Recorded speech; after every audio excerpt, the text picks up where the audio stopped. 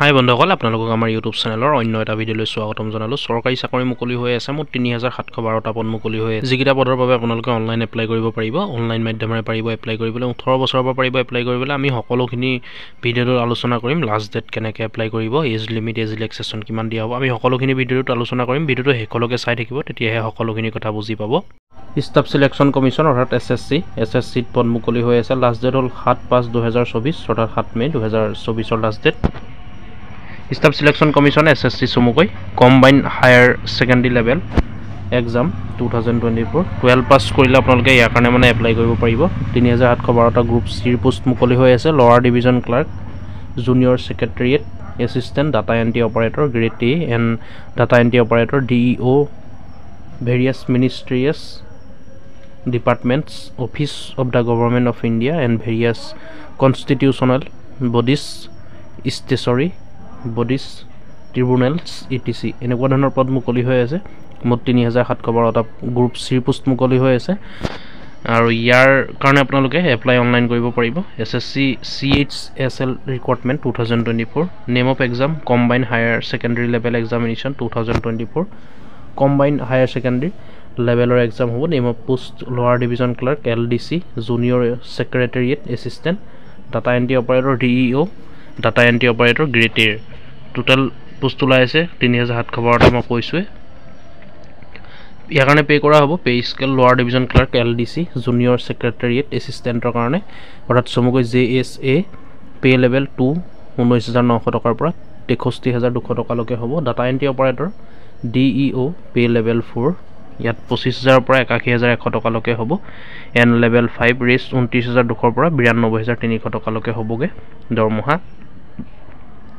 Data entry operator grade এৰ কাৰণে হ'ব পে' লেভেল 4 ৰেষ্ট 25,500 পৰা 81,100 টকালৈকে হ'ব দৰমহা। Related article SSC junior engineer recruitment.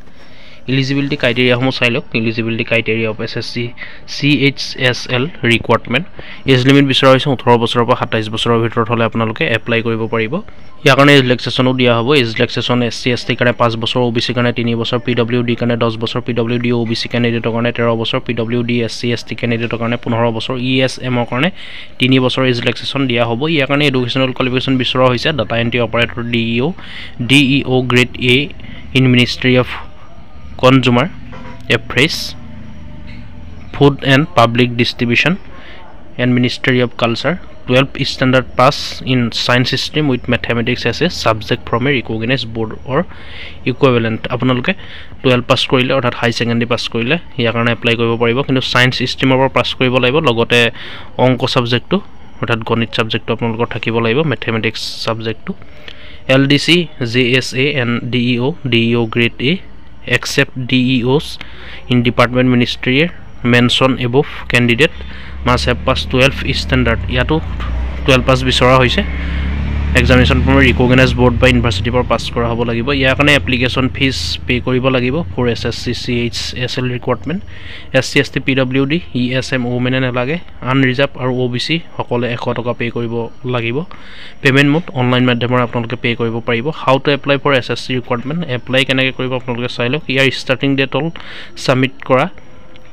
Submit of online application 8 April 2024 তাৰিখে অনলাইন আৰম্ভ হৈছে। লাষ্ট ডেট হ'ল 7 মে 2024। Date of combine higher secondary level examination July 2024 অনুষ্ঠিত হ'ব।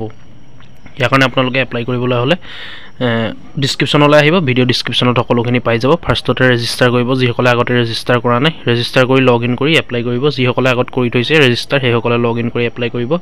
এডভাৰটাইজমেণ্ট ডিটেইলছ অফিচিয়েল ৱেবছাইট সকলোখিনি ভিজিট কৰিব, ডিছক্ৰিপশ্যনত উপলব্ধ থাকিব। ইয়াৰ কাৰণে আপোনালোকে স্কিম অফ CHSL এক্সামিনেশ্যনটো কেনেকুৱা ধৰণত হ'ব আপোনালোকে এইখিনি চাব পাৰিব। মই ডিছক্ৰিপশ্যনত যিহেতু লিংকটো দি থ'ম আপোনালোকে এনেকৈ এইখিনি চাই ল'ব। তলতে আছে দেখিছে আপোনালোকে। কম্পিউটাৰ বেছ এক্সামিনেশ্যনটো কেনেকৈ অনুষ্ঠিত হ'ব। টোটেল মাৰ্কছ 200 থাকিব আৰু কুৱেশ্যন 100টা কুৱেশ্যন থাকিব দেখিছে আপোনালোকে। এইখিনি আপোনালোকে চাই ল'ব গোটেইখিনি।